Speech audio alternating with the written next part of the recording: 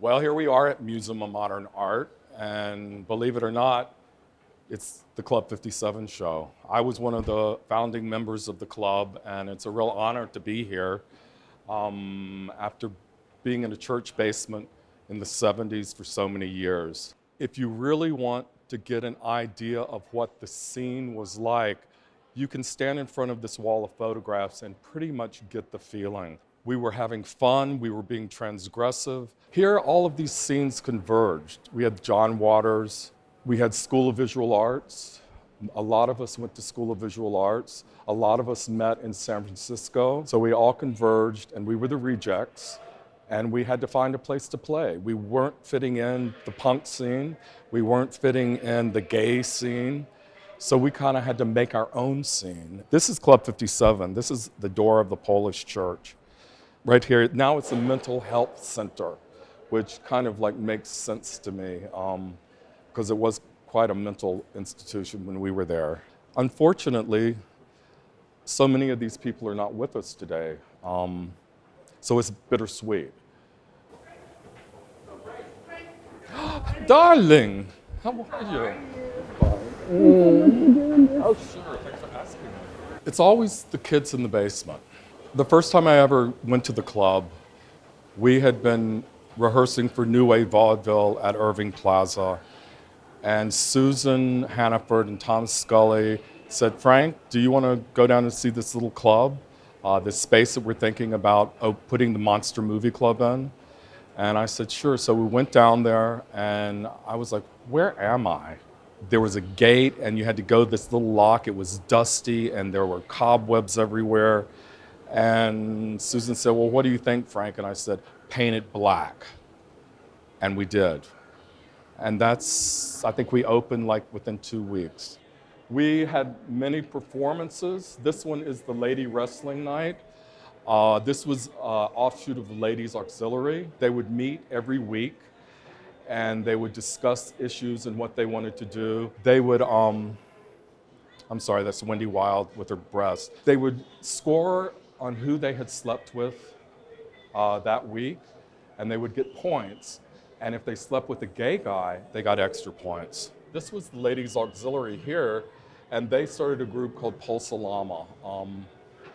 And they did something, Men is the Bone Finder, and find that bone, find that bone, find that bone, find that bone. And then, of course, there was Klaus Nomi. He dressed like this all the time. He was at Fiorucci, but he was an opera singer, so he was legit. It was very odd that somebody could actually sing because talent was not required. That was what was good about it. You didn't have to have any talent. You wanted to be a rock and roll star? All right, go be it. We'll pretend like you are the star for $25. I did this piece. This was a piece called TVC-15. It was named after the David Bowie movie, Man Who Fell to Earth. There was the blackout in the 70s. I was in front of Crazy Eddie's, and there was a line of television sets, and right when the blackout happened, all of the TVs just went off. Let's go down, and it even gets crazier down here. It's like we're descending into the bowels of the club. This was also over the bar in the later period. The idea of America. This is John Sex's wall. You can see how he really took over some kind of visual presence in the Lower East Side and the Village, in the East Village. It was hypersexual, it was hyper celebrity, it was shiny, it was day-glow, it was colorful, it was transgressive. By Kenny Sharp, this is Cosmic Closet. This is a new piece, but he's been developing this sensibility ever since 1970s. Kenny always kept it about fun, and he always loved his blacklight experience. Anne had to make up a calendar for every month. So she started with a very basic format and filling in as it was booked. And as you can see, they got progressively more popular, and every night was taken. We had Monster Nazi, the Flesh Eaters, and the Frozen Dead. We had Playboy Bunny Night. We had Bring Your Own Video. So these are very, very important, and she did such a beautiful job with these. And as I always said, we didn't live for the future, we lived for tonight. That's about as far as we went. What are we going to do tonight? This is a painting I did for Age of Insects. It was a science fiction movie that Eric Marciano did. They looked through the eye at people. He paid me 2 grams of cocaine for this one, right? It's hanging in MoMA now.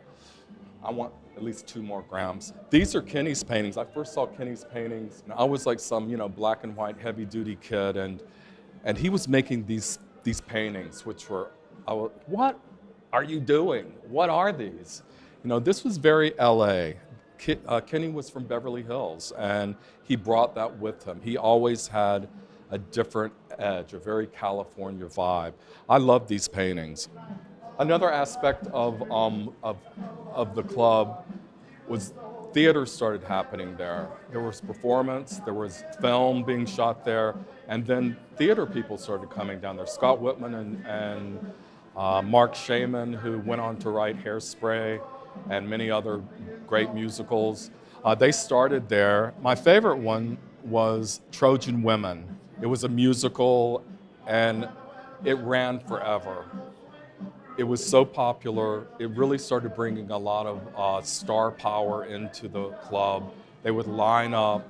I saw it 100 times, and I still scream and laugh when I watch it. Of course, here we have Keith, and the iconic, the 3 eyes and the running baby. When he came up with this, he had been at Paradise Garage dancing all night on acid, and he came home and he drew it. And so it totally captures that. I love this piece by Scott Covert. It's a human skull. I don't know where he got the human skull, but he got it. We had an obsession with death. We had a rock group called Youth Against Death. It was a fake rock group. We were too cool to play any instruments or have any songs, but we actually got booked in some clubs. Scott would decorate these skulls, and I think they're very powerful. I think it was almost a precursor for what is to come, this kind of lingering sense of death. This video, Tom Rubnick was an incredible filmmaker, and Ann had been working on all these characters, like this is Tammy Jan, and PTL Club was happening, and so she really riffed on TV. Send it to Tammy Jan Ministries, P.O. Box 666, Charlotte, North Carolina. Here we have Richard Hambleton. He recently died, but shadows started appearing all over New York. And Richard would go out at night, and he would paint shadows in doorways. But they were very eerie, and he did them till the day he died. Here we have Dan Asher, who was the craziest person I've ever met in my life. He was something. He was crazy, good crazy, but he was something else, let me tell you. And here's Archie. He would take jewels and he would bejewel everything.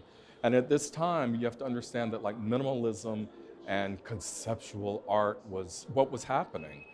And so for somebody to decorate a minimal circle was very radical.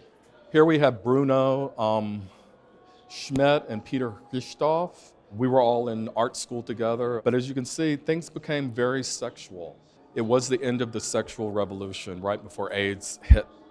And I think male sexuality was really coming into the public eye. And it was gay male transgressive images that really came out of it. I mean, being a queer was no fun until, yesterday.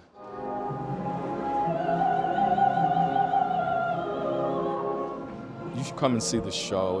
It's amazing, and it really touches my heart because it gives people that do not have the voice today a place. They were so important, and they were so incredible, and they created beautiful works.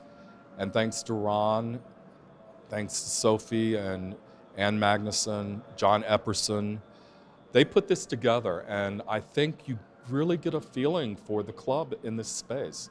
Low ceilings, dark, it's not a white gallery, and it is mixed media. It is everything was possible. So thank you for spending a little time with me, and I hope you'll see it.